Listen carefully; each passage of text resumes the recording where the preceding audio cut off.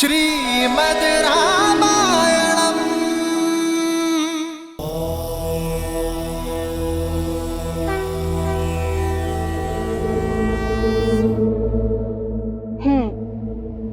समझ नहीं आया महादेव। दशानन को तो सभी जीवों से अभय मिल गया था, फिर श्री राम के जन्म का इससे क्या संबंध? ये बात इतनी निश्चित होकर कैसे कह सकती हैं देवी? तनिक विचार करके देख लीजिए, कहीं कोई जाति प्रजाति छूट ना गई हो। इसमें विचारना क्या? न देव, न असुर, न यक्ष, न राक्षस, न नाग, न पक्षी, न जंतु, न किन्नर, न गंधर्व, न बेताल, न पिशाच, कोई नहीं मार सकता। कोई नहीं?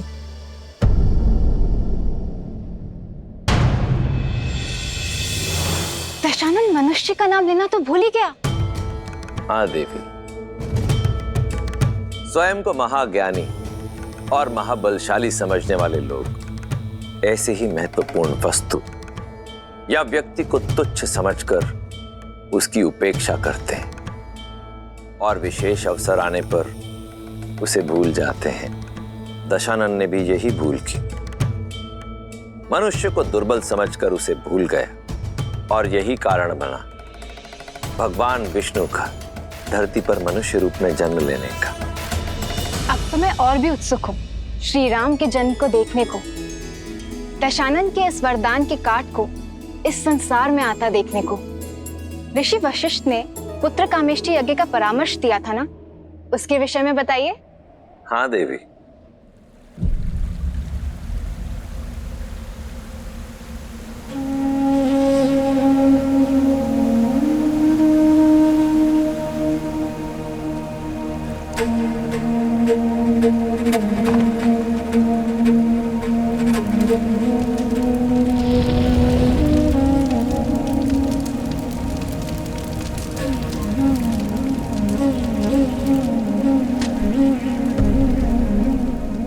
ये क्या हो गया मुझसे?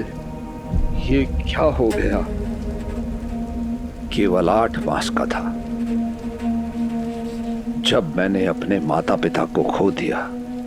बचपन से लेकर आज तक आप ही ने पाल पोस कर बड़ा किया है आचार्य। आप ही ने धर्म और अधर्म का भेद समझाया, किंतु फिर भी आज ये बात समझ में आई। ये एक पाप 100 पुण्यों पर भारी पड़ जाता है।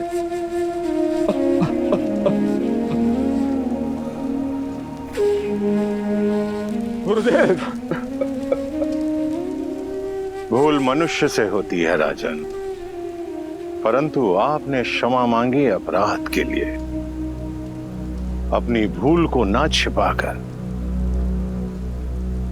आप श्रवण के बूढ़े मां बाप को संभालने गए। इससे यह सिद्ध होता है राजन कि आपकी मंशा शुभ थी।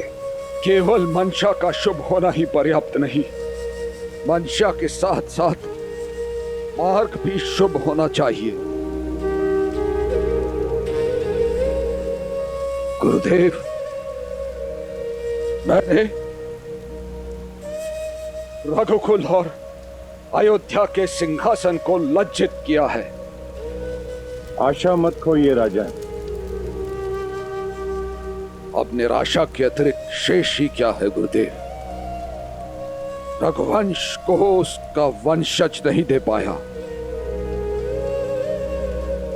और अब ये श्राप कि पुत्र वियोग में मेरी मृत्यु होगी। पुत्र वियोग? जब पुत्र ही नहीं है तो फिर वियोग कैसा? पुत्र वियोग अर्थात गुरुदेव, मैंने जो अभी अभी कहा उसका क्या तात्पर्य है? यही ना कि इस श्राप को सार्थक होने के लिए मेरा पुत्र होगा, यही ना गुरुदेव? इसीलिए मैंने कहा था आशा मत छोड़ो राजन। अनजाने में भूल हुई है, परंतु आप अपना कर्तव्य नहीं भूले। मंशा ठीक थी, इसीलिए श्राप में भी एक वरदान निकल आया। किंतु किंतु कैसे आचार्य? पुत्र कामेष्ठी यज्ञ। हरि अनंत हरि कथा अनंता, कहहि सुनहि बहु विधि सब संता। रामचंद्र के चरित सुहाए, कल्प कोटि लगी जाहि न गाए।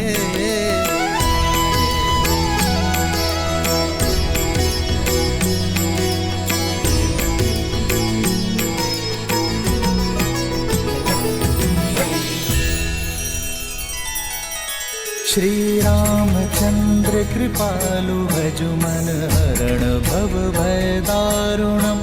नव कंज लोचन कंज मुख कर कंज पद कंजारुणम्। सिया राम, सिया राम, सिया राम, सिया राम। आदर्श और मर्यादा की है ये कथा महापावनम। काट मद श्री से मिला दे श्रीमद् रामायणम, श्रीमद् रामायणम। सिया राम, सिया राम, सिया राम, सिया राम।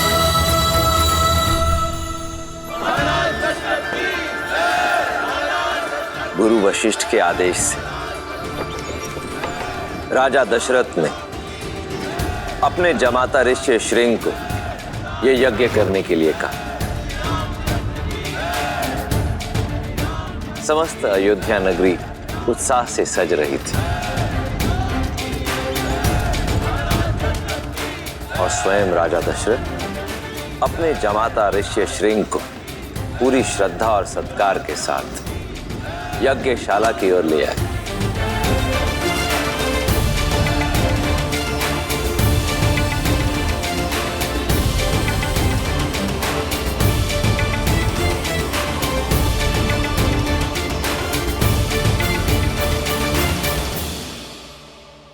महाराज दशरथ, पुत्र कामेष्ठी यज्ञ हेतु संकल्प लीजिए। जी ऋषवर।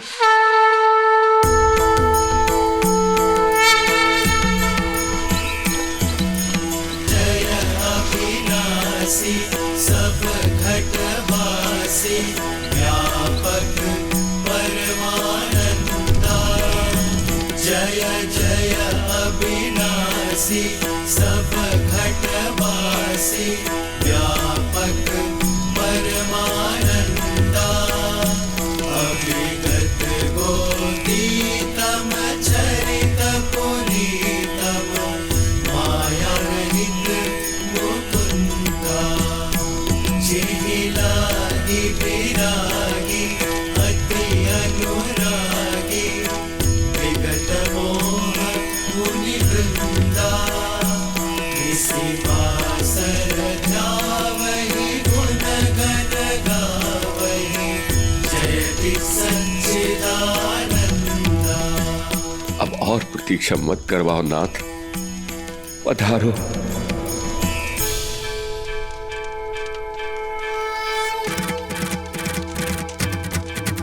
जय जय अविनाशी सब घटवासी व्यापक परमानंदा।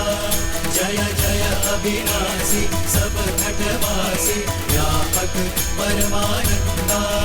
अभिगत गोतीतम चरित पुनीतम माया रहित मुकुंदा। जिहिलाहि विरागी अति अनुरागी विगत मोह मुनि वृंदा। इसी वासर ध्यावहि गुण गण गावहि जयति सच्चिदानंदा। जय जय अविनाशी सब घटवासी व्यापक परमानंदा। जय जय अविनाशी सब घटवासी व्यापक परमानंदा।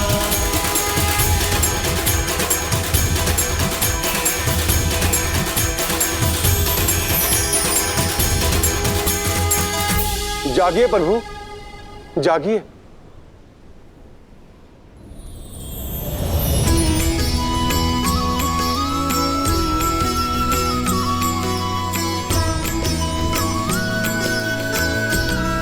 प्रभु, धरती रावण के पाप और अत्याचार से पीड़ित है।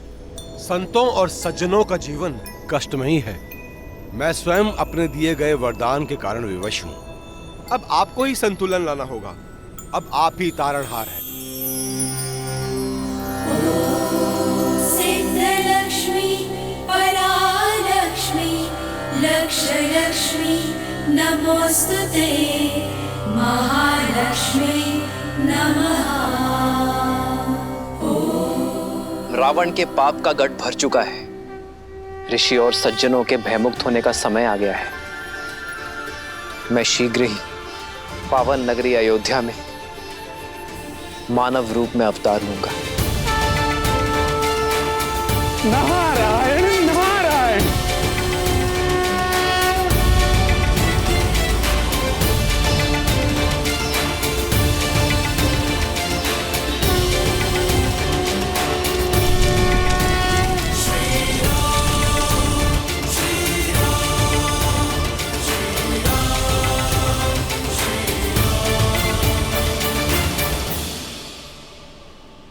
क्या हुआ देवी? मेरे जाने से व्यतीत हो गई। सृष्टि का संतुलन बनाना मेरा कर्तव्य है देवी, और इसी कारणवश मुझे जाना ही होगा। जानती हूँ, और आप जब भी जाते हैं वैकुंठ कुंठित हो जाता है। नारायण आपके कर्तव्य के यज्ञ के लिए वियोग की आहुति हर बार श्री को ही देनी होती है। इस बार नहीं श्री, मेरे इस अवतार का उद्देश्य केवल रावण के वरदान की काट करना नहीं है, बल्कि मर्यादा और आदर्श स्थापित करना है जो आपके और वैकुंठ के अन्य साथियों के बिना सिद्ध नहीं हो सकता। इसलिए इस अवतार में पूरा वैकुंठ मेरे साथ जाएगा देवी।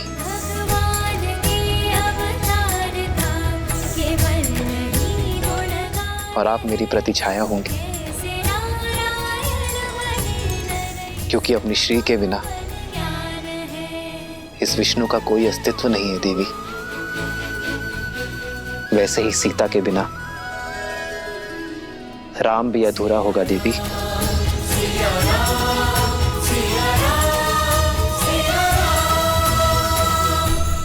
अग्निदेव,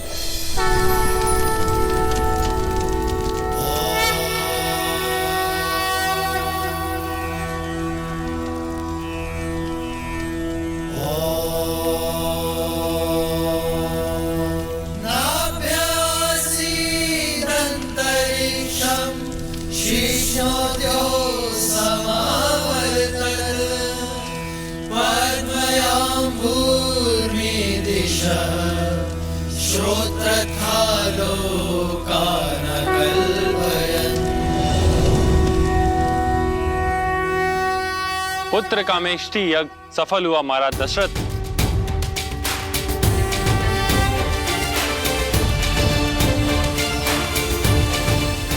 और उसका फल ये पवित्र पायस, इसे अपनी पत्नियों में बांट दीजिए। इसके प्रताप से आपको शीघ्र ही पुत्र रत्नों की प्राप्ति होगी।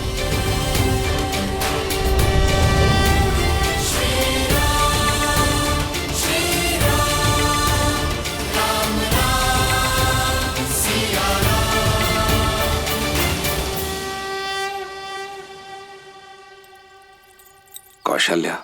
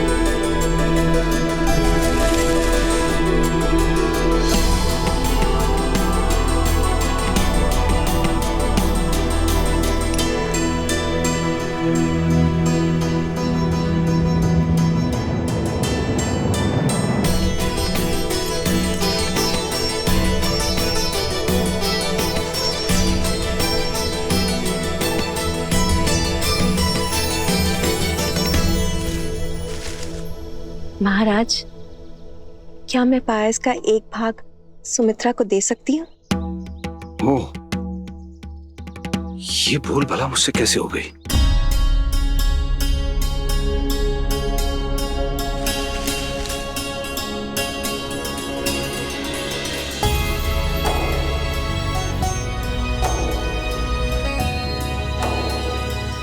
सुमित्रा, अद्भुत है तुम्हारे लिए सबका ये प्रेम।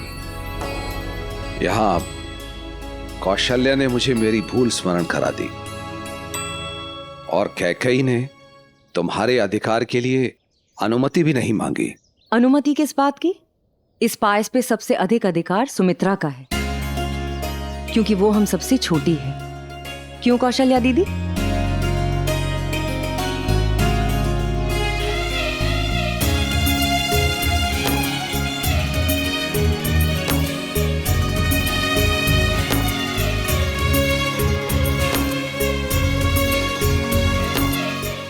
आप दोनों ने सदा ही अपने प्रेम की छाया मुझ पर रखी है दीदी, तो मेरा भी वचन है कि मेरी संतान आप दोनों के पुत्रों की छाया बनकर रहेगी। ये तो प्रसाद के साथ साथ पुत्रों का भी बंटवारा हो गया। चलिए प्रसाद तो ग्रहण कीजिए।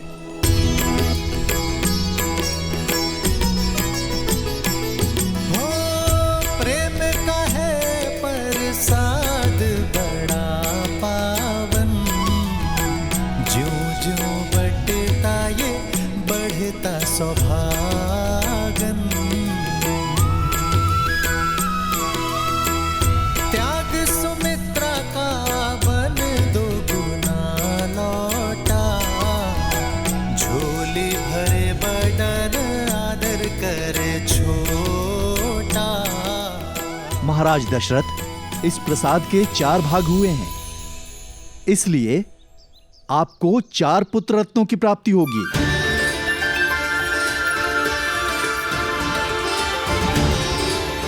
जो दिव्य, असाधारण और परम पराक्रमी होंगे।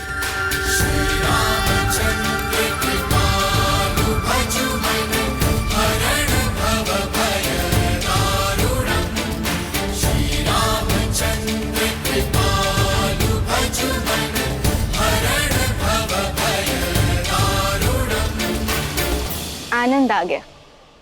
श्री राम नाम का अंकुर देने वाला बीज कौशल्या के गर्भ में आ गया। परंतु महादेव, यदि देखा जाए तो नारायण का इस धरती पे अवतार लेने का कारण केवल रावण को मिला वरदान नहीं था, आप भी एक बड़े कारण थे। ना तो आप उसे चंद्रहास देते और ना ही वो इतना शक्तिशाली होता कि संसार के लिए संकट बन जाता। उसे रावण नाम भी तो आपने ही दिया था। हाँ देवी, पर मैंने रावण को जो भी दिया उसके कर्म फल स्वरूप ही दिया। जैसे ब्रह्मदेव ने रावण के तप कर्म का फल उसे वरदान स्वरूप दिया, वैसे ही चंद्रहास भी रावण के कर्म का ही फल थी। आपको वो पल तो स्मरण ही होगा जब अपने अहंकार के मद में चूर दशानन कैलाश पर्वत आया था।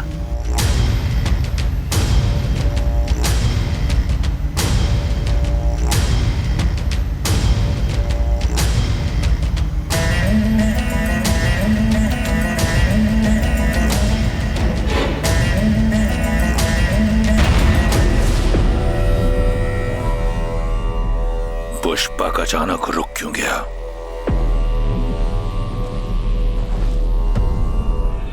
पुष्पक,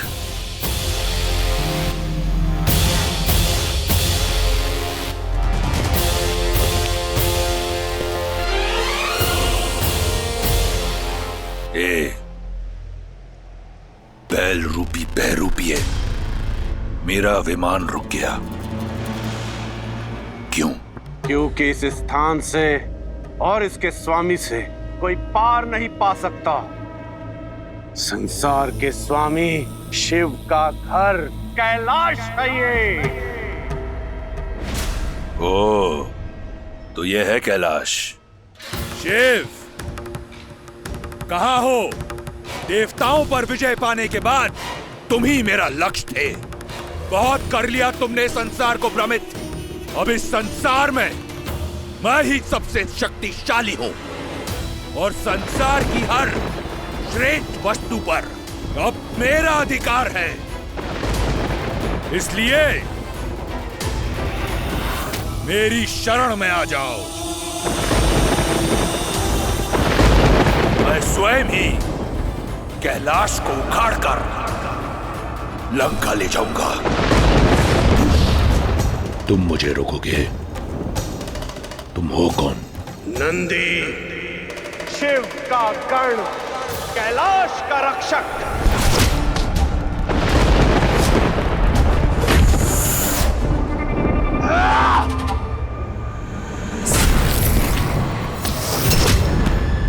बस इतना ही बल था? बैल से वानर बन गए। अभिमान में डूबे राक्षस, तेरे अंत का आरंभ भी वानर के हाथों ही होगा।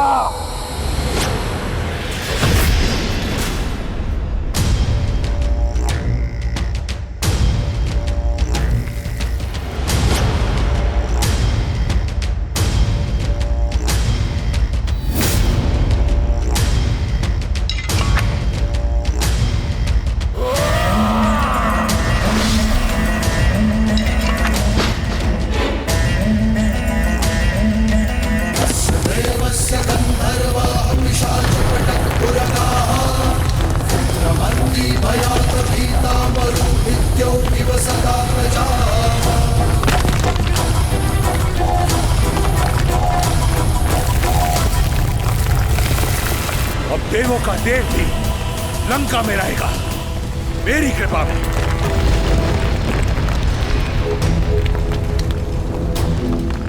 महादेव, ये क्या हो रहा है? कैलाश में इतनी हलचल।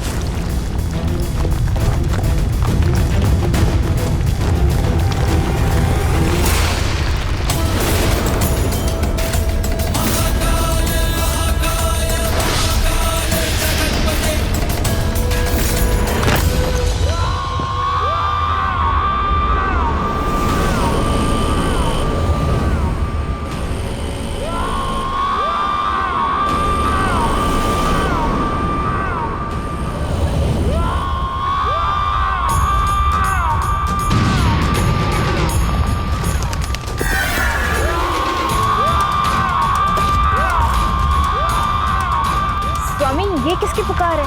पुकार नहीं, चीख है अहंकार के टूटने की।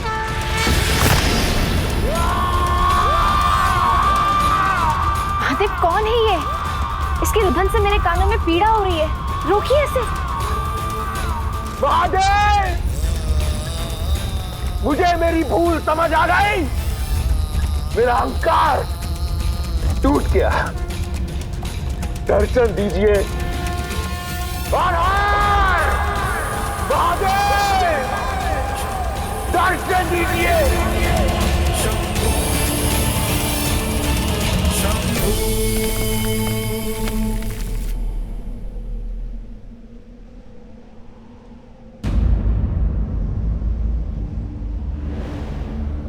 नमः शिवाय, नमः शिवाय, नमः शिवाय, नमः शिवाय, नमः शिवाय, नमः शिवाय। नागेन्द्रहाराय त्रिलोचनाय भस्मान्तरागाय महेश्वराय नित्याय शुद्धाय दिगंबराय तस्मै नकाराय नमः शिवाय। क्षमा महादेव, मैं समझ गया। इस संसार में अगर कोई है जिस पर मेरा कोई वश नहीं, तो केवल आप। ये दशानन आपके सामने नतमस्तक है। आज से मेरे लिए केवल आप पूजनीय है। सदा के लिए केवल आप मेरे इष्ट देव रहेंगे। मैंने आपको रुष्ट किया है। अपने अभिमान से पीड़ा पहुंचाई है आपको। जब तक आप मुझसे प्रसन्न नहीं होते, मैं आपकी आराधना करता रहूंगा।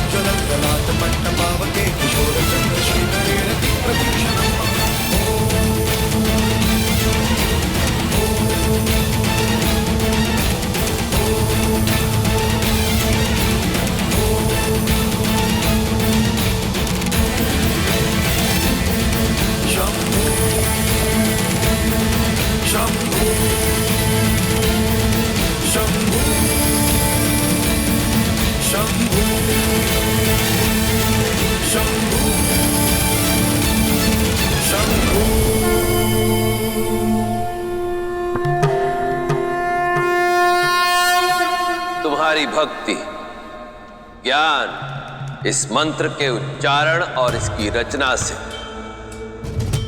मैं प्रसन्न हुआ दशानन। तुम्हारे रुदन ने तीनों लोकों को गुंजा दिया, परंतु ये चीत्कार तुम्हारी शारीरिक पीड़ा का नहीं, ये तुम्हारे अहंकार के टूटने का रुदन था। इसलिए आज से ये संसार तुम्हें एक नए नाम से पुकारेगा, रावण।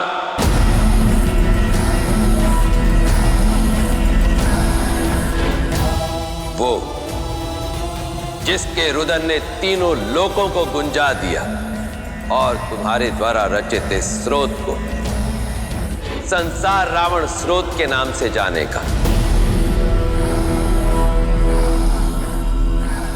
हर हर महादेव।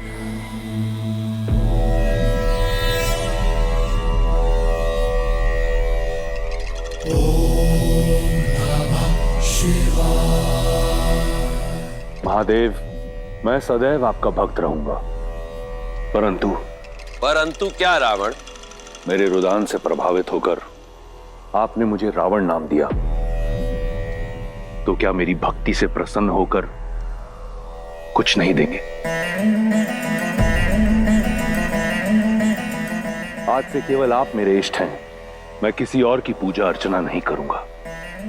मुझे आशीर्वाद दीजिए कि यह संसार केवल रावण नाम को जाने नहीं, परंतु माने भी।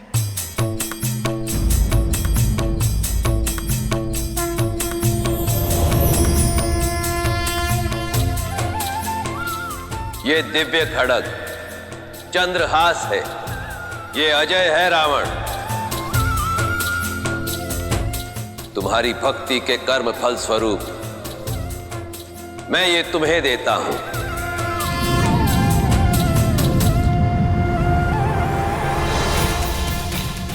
परंतु स्मरण रहे, अब इसके साथ तुम जो भी कार्य करोगे उसका कर्म फल भी तुम्हारा ही होगा।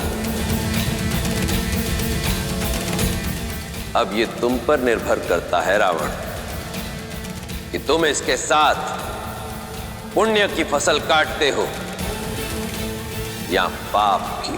जय महाकाल। देखा देवी, मैंने तो रावण को जो भी दिया उसके कर्मों का फल ही दिया था। अब उसने पुण्य के स्थान पर पाप अर्जित किए तो वो तो उसका चयन हुआ ना। उस समय उसकी भक्ति के बदले उसे चंद्रहास मिली थी और अब उसके अत्याचारों का कर्म फल देने के लिए ही जन्म लेने वाले हैं श्री राम।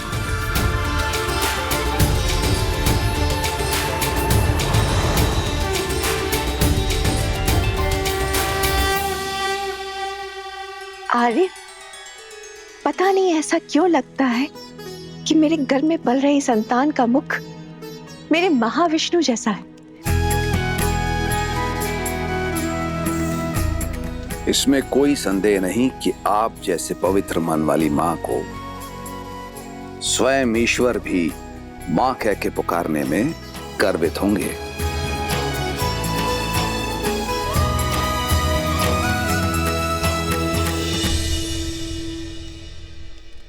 पवन की दिशा बदल रही है कैकेयी। कहाँ? पवन तो और शीतल होती जा रही है। आंखें खोलो कैकेयी। अभी तो रानी कौशल्या ने पुत्र जन्मा भी नहीं, तो भी महाराज ने तुम्हारे पास आना बंद कर दिया है और अधिक से अधिक समय रानी कौशल्या के साथ बिता रहे हैं। सीधी सरल बात में भी कुटिलता कैसे ढूंढ लेती हो मंत्र। कौशल्या दीदी बड़ी है, पटरानी है, पूरा दिन हम सबके लिए प्रार्थना करती रहती है। अगर ऐसे समय पर महाराज पूजा कक्ष में उनके साथ अधिक समय बिता रहे हैं, तो इसमें समस्या क्या है? इतने वर्षों बाद ये घड़ी आई है। महाराज चिंतित हैं अपने पुत्रों को लेकर, अपनी रानियों को लेकर, और वो भली भांति जानते हैं कि मैं स्वयं की देखभाल कर सकती हूँ। कभी कभी तो मैं सोचती हूँ कि दोष तुम्हारी पीठ में है या तुम्हारी सोच में। सही कहते हैं सब, सुंदर स्त्रियां मूर्ख होती हैं, जैसे कि तुम भोली भाली मूर्ख। मंत्रा,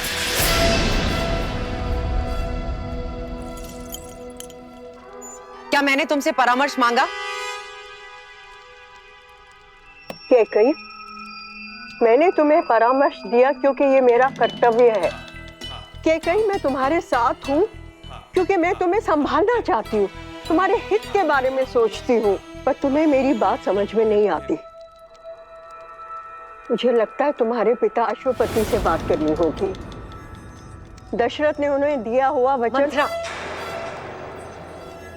अभी इसी क्षण मेरे कक्ष से बाहर निकलो। लेकिन कैकेयी, अभी मेरी एकांत।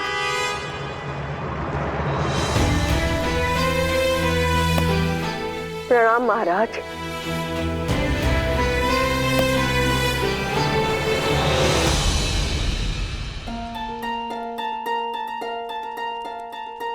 ऐसी अवस्था में दासों पर क्रोधित होना अच्छा नहीं है। तो क्या करती? वो बूढ़ी दासी ना। आइए बैठिए। दासी से समस्या है तो ये दास प्रस्तुत है।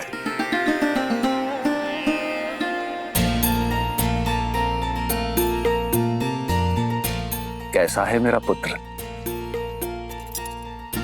पिता हैं आप, अपने पुत्र की धड़कन पहचान लीजिए।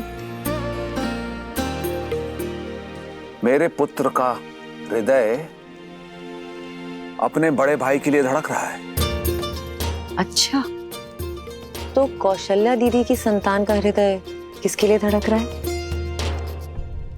मेरे लिए।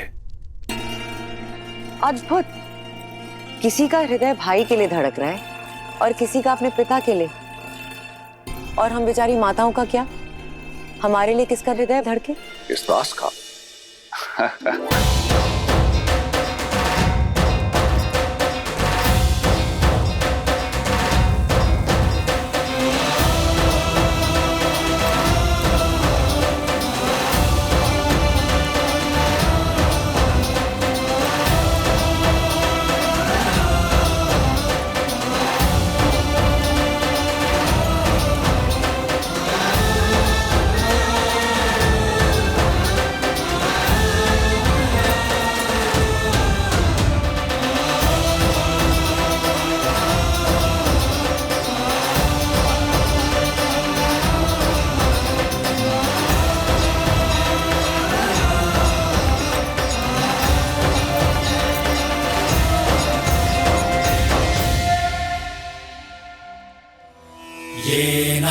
आदिते सीमानं नयति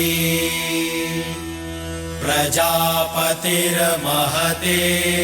सौभगाय तेनाहमस्य सीमानं नयामि प्रजामस्य जरदष्टि कृणोमि। सीमांत संस्कार 16 संस्कारों में तीसरा है देवियों। यह संस्कार उस वक्त किया जाता है जब गर्भ में पल रही संतान में सुनने की, समझने और भाव ग्रहण करने की क्षमता आ जाती है। इस संस्कार के भाव हैं कि आने वाली संतान शुभ संस्कार, स्वस्थ मन और शरीर के साथ इस संसार में आए। कैकेयी नरेश महाराज अश्वपति पधार रहे हैं।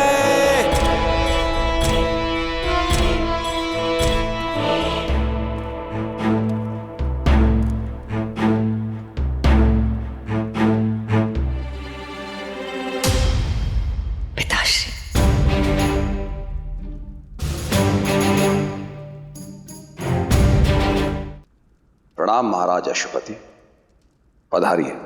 बधाई हो अयोध्या राज। आपको भी। पिता बनने वाले हैं आप। धन्यवाद। आशा है कैकेयी का हाथ मांगते समय जो शब्द आपने कहे थे वो आपको स्मरण होंगे। स्मरण है महाराज। मैं फिर से दोहरा देता हूं। आपने हमें वचन दिया था कि मेरी पुत्री कैकेयी का पुत्र ही अयोध्या का युवराज बनेगा।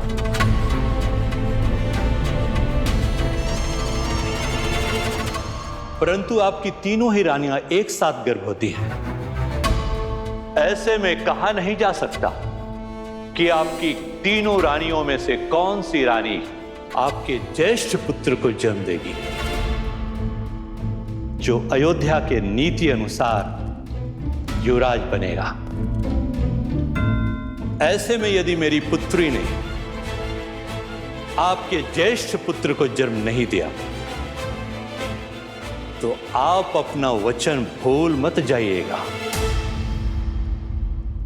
मेरा ही नाती अयोध्या का युवराज होना चाहिए।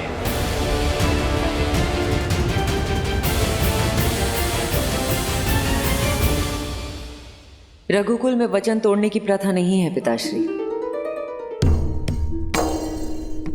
आपको दिया गया वचन अयोध्यापति अवश्य पूर्ण करेंगे। मेरा पुत्र और आपका नाती ही अयोध्या का राजा बनेगा।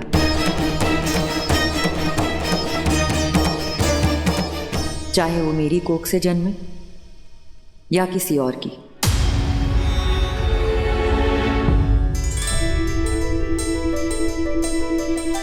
ये कैसे संभव है? इस घर के सभी पुत्रों की माताओं होंगी मैं।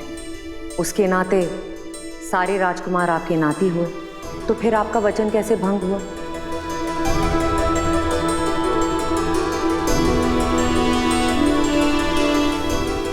आप अपनी पुत्री के भविष्य के बारे में सोच रही हैं और मैं अपने पुत्र के भविष्य के बारे में। आज मेरा सीमंत संस्कार हुआ है। आज से मेरी कोख में पल रही संतान में चेतना आई है। सब सुन सकता है वो, हर भाव ग्रहण कर सकता है। क्या भाव दूंगी मैं उसे कि उसकी मां एक ऐसे कुल से आती है जहां राजपाट के लिए किसी को वचनबद्ध किया जाता है। अपने लोभ के लिए कुल की नीति को तोड़ दिया जाता है। नहीं पिताश्री, एक पिता अपनी संतान में प्राण डालता है, किंतु एक माता अपनी संतान में संस्कार डालती है। मैं चाहती हूँ जब भी कोई मेरे पुत्र को देखे तो उसमें रघुकुल के गर्व के साथ साथ कैकेयी के धर्म और संस्कार को भी देखे। मिताश्री, मैं अब कैकेयी की बेटी नहीं, मैं अयोध्या की कुलवधू, उस अयोध्या की जो मेरे होने वाले पुत्र की मातृभूमि है, और अपनी इस मातृभूमि का बल मैं कभी घटने नहीं दूंगी पिताश्री, कभी नहीं।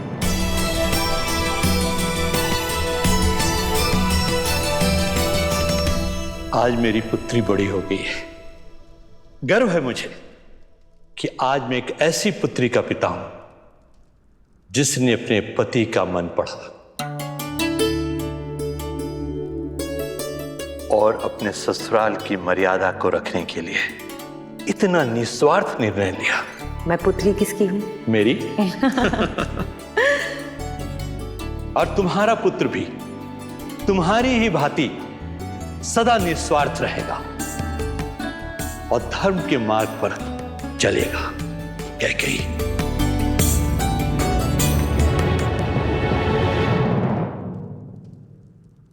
प्रणाम महाराज।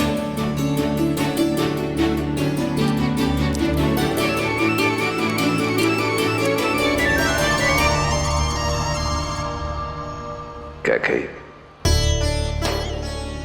तुम छोटी होकर भी आज सबसे बड़ी हो गई। मन करता है प्रति क्षण तुम्हें वर देता रहा। नहीं नहीं नहीं नहीं, मेरे पास इतनी बुद्धि नहीं है। वर्षों पहले जो 2 बार आपने दिए थे, अब तक नहीं समझ पाई उनका क्या करूं। आप बस मुझे प्रेम देते रहिए, उसमें कोई बुद्धि नहीं लगती। निस्वार्थता की ये भावना, उदारता का ये उदाहरण, कितना प्रेम, कितना धर्म है राम की इस कथा में। मर्यादा पुरुषोत्तम को तो ऐसे ही परिवार में जन्म लेना था। महादेव, अब मुझसे और प्रतीक्षा नहीं होती। मुझे श्री राम का मुख देखना है, वहीं अयोध्या जाकर। तो प्रतीक्षा को समाप्त करते हैं देवी और प्रस्थान करते हैं अयोध्या नगरी की ओर, जहां समस्त अयोध्यावासी प्रतीक्षारत है अपने युवराज के जन्म के लिए।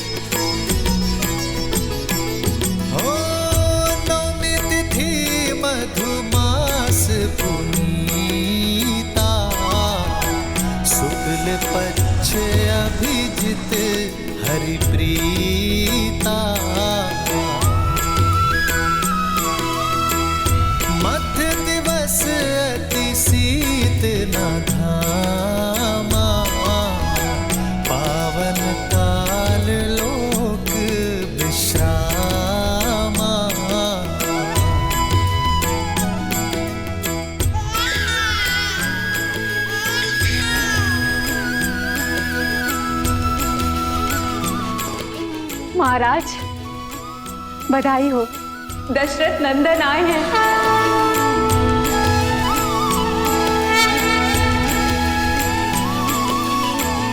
बधाई हो महाराज।